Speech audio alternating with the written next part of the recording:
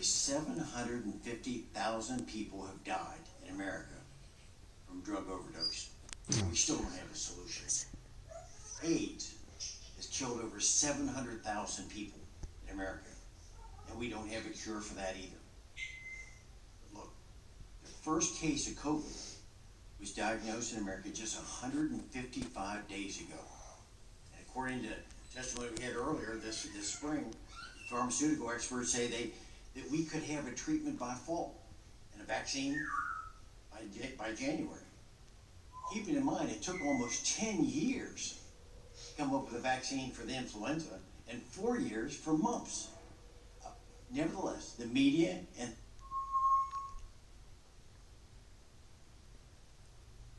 so my question to you is, do you think that President Trump is being judged fairly?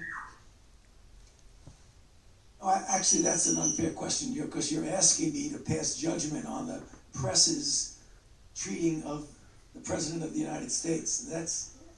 It may be unfair, but numerous times you've commented and criticized or contradicted what the president says. So do you think he's being judged fairly? Well, it depends on what you mean. I mean, I work in the White House, and I believe that everyone there is doing everything they possibly can to do what they need to do. No, so Dr. You said as late, and I've got a newspaper article that as late as March 31st, there was no consensus on wearing masks. And the president, as you know, relies on your expertise. Do you now regret not advising people more forcefully to wear masks earlier? Okay, we're going to play that game. Let me explain to you what happened back then. Should be a yes or a no. No, there's more than a yes or no by the tone of your question. I don't regret that, because let me explain to you what happened. At that time, there was a paucity of equipment that our healthcare providers needed, who put themselves daily in harm's way of taking care of people who are ill. We did not want to divert masks and PPE away from them to be used by the people. Okay, now that we have enough, we recommend. I've got two more questions, so thank you for that, Dr. Fauci. So, Dr. Redfield, I'm going to be directing this to you. Nursing homes, as we've talked about here earlier, make up nearly 90 or 40% of all the COVID deaths. And the CDC issued guidance on proper protocol for these facilities. Yet states like Michigan, New York, New Jersey, and California apparently disregarded that guidance. So, Dr. Redfield, do you think the decisions of these governors led to unnecessary deaths in these nursing homes?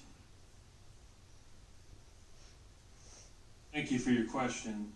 I think the critical issue here is two things. One, our guidance is just that, guidance.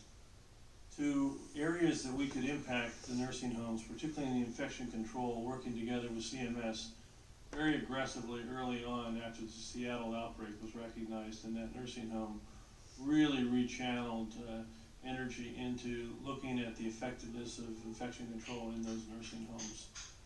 Then restricted visitors to make sure. Do you think that the decisions led to unnecessary deaths by allowing infected residents to come back into the nursing home?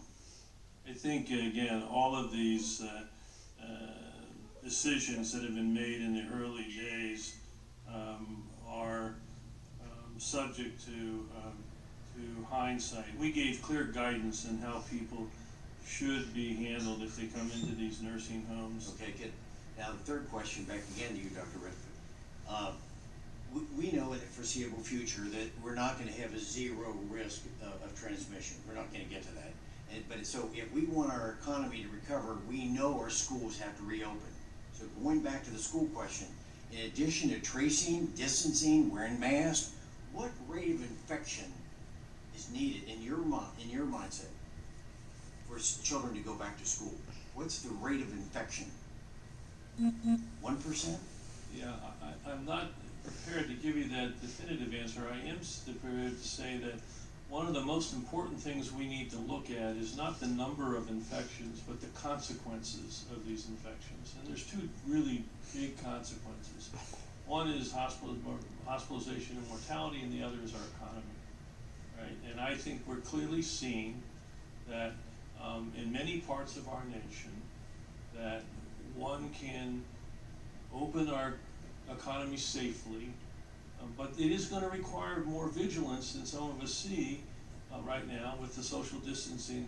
We're going to continue to try to emphasize the importance of social distancing, face masks, and hand washing as we continue to do it. It's my expectations that many jurisdictions will be opening schools. We're going to try to give the guidance to help them do it safely. I think you're right, as Dr. Fauci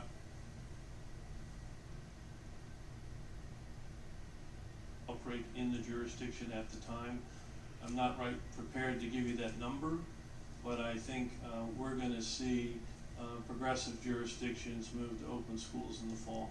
Go back my time, Doug. We now go to